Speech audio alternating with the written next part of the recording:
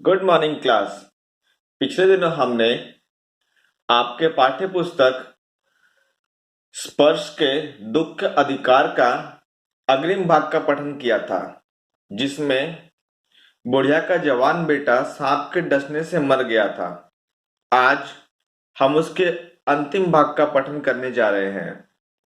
जिंदा आदमी नंगा भी रह सकता है, परंतु मुर्दे को नंगा कैसे विदा किया जाए। अर्थात अगर कोई व्यक्ति जिंदा है तो उसे नंगा भी रख सकते हैं, परंतु कोई मुर्दा जिसका अंतिम संस्कार करना हो उसके लिए कफन की जरूरत होती है। उसके लिए तो बाजार की दुकान से नया कपड़ा लाना ही होगा, चाहे उसके लिए माँ के हाथों की छन्नी कंगना क्यों न बिक जाए।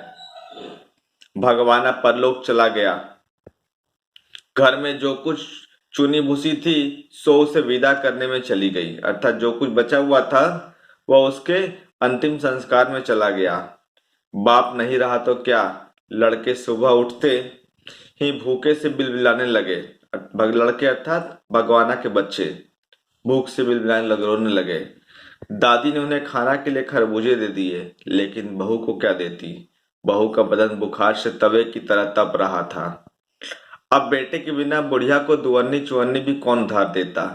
अर्थात इस दुनिया में सबसे बड़ी बात है कि जो उधार देगा वो उसे चुकाएगा कौन। बेटा तो रहा नहीं, अगर कोई उधार देना भी चाहता था तो वो नहीं देता था, क्योंकि अब चुकाने वाला उसके घर में कोई और नहीं बच गया था। बुढ़िया रोते रोते आंखें पोंछते पोंछते भगवाना के बटोरे हुए खरबूजे डलिया में समेट कर बाजार की ओर चली, और चारा भी क्या था। बुढ़िया खरबूजे बेचने का साहस करके आई थी, परंतु सिर पर चादर लपेटे सिर घुटनों में टिकाए हुए फफक फफक कर रो रही थी।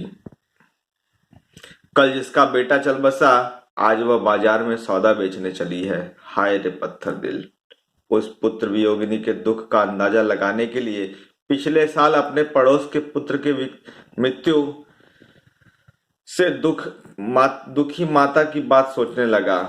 यह लेखक की बात है कि मैं उस बुढ़िया का दुख का अंदाजा लगाने के लिए पिछले साल जो मेरे पड़ोस की में एक पुत्र की मृत्यु हुई थी और उसकी बुढ़िया की दुख का हुआ था, उसी के समान इसका भी दुख हुआ होगा।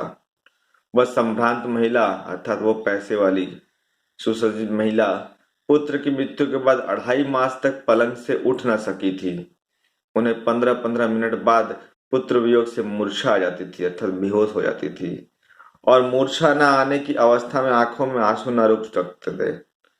दो दो डॉक्टर्स हरदम सिरहाने बैठे रहते थे। हरदम सिर पर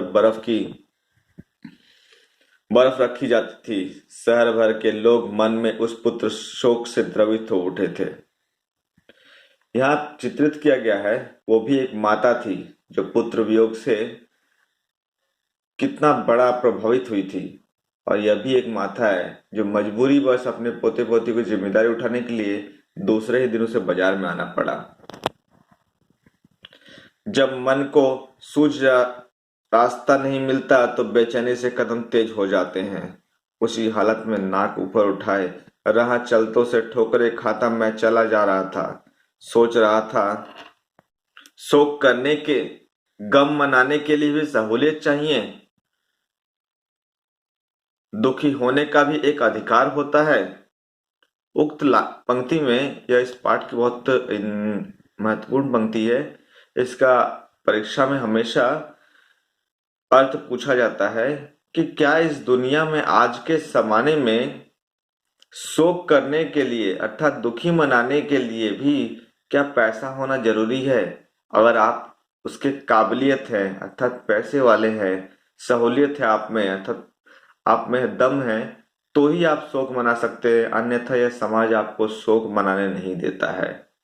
बुढ़िया तो पेट के बलबूते पे आई थी, पेट का निवाला लेने आई थी, उस बच्चों के बिलबिलातों को चुप कराने आई थी, परंतु यह समाज उसे दर बदर ठोकरे खाता हुआ देखा, ताना मारते हुए देखा, कोई उसकी सहायता करने के लिए आगे नहीं आया। धन्यवाद। हमारे पाठ यहीं समाप्त होता है। अगले दिन इसका अभ्यास पत्र आपको दिया जाएगा।